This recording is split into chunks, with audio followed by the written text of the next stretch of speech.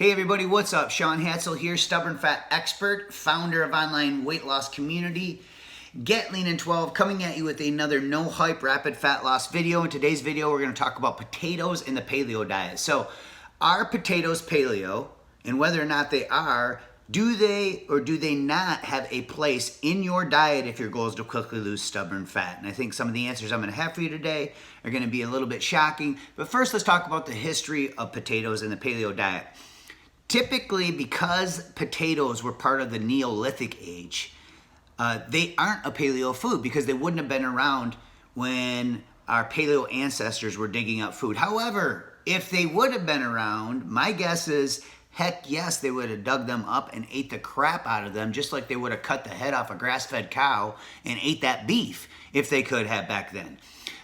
So technically, no, potatoes aren't a paleo food, but a lot of experts have now changed their opinion of that, and I am one. I always include potatoes as part of a paleo plan. I mean, now people are talking about dark chocolate and coconut oil, and they make these paleo desserts that have processed stuff in it, so I don't know why in the world people would demonize potatoes being on a paleo diet. Now, a couple things about potatoes and whether or not they fit in your diet plan. Number one, do you exercise intensely? If you're an anaerobic exerciser, if you train with weights intensely and you do any type of high intensity exercise, which I highly recommend that you do, then potatoes are the perfect anaerobic fuel for you to consume in the post-workout window with protein.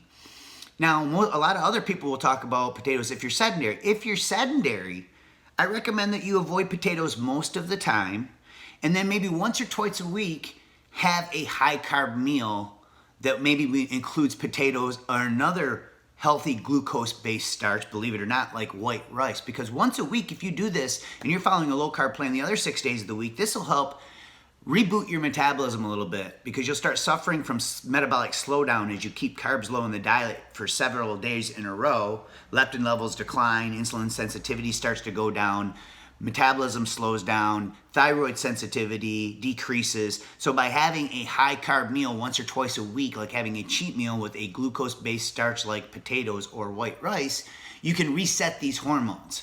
Now, the other thing to keep in mind is that even if you're cooking potatoes healthy, you never want to eat them by themselves. I mean, I can give you an example of Chris Voigt. He ate 20 potatoes a day for 60 days in a row. It was a 60-day potato-only diet, and his health markers afterwards were incredible. He lost 22 pounds. He lowered his cholesterol. He lowered his triglycerides. His blood pressure was incredible. He had better results than he would have taking prescription drugs, eating nothing but 20 potatoes a day for 60 days in a row. Now, he was cooking them healthy, and I would never recommend that you do this, but it just goes to prove the point once and for all that despite all the bad press, potatoes don't necessarily make you fat. Now, with that being said, some people do not tolerate nightshade vegetables very well. And if that is you, just simply peel the skin. That will get rid of the defense mechanism in the nightshade vegetable of potato so that it is pure amylopectin starch. Now, a lot of research shows that pure amylopectin starch from things like potatoes is actually less problematic than the lectins and the anti-nutrients found in whole grains and whole wheat.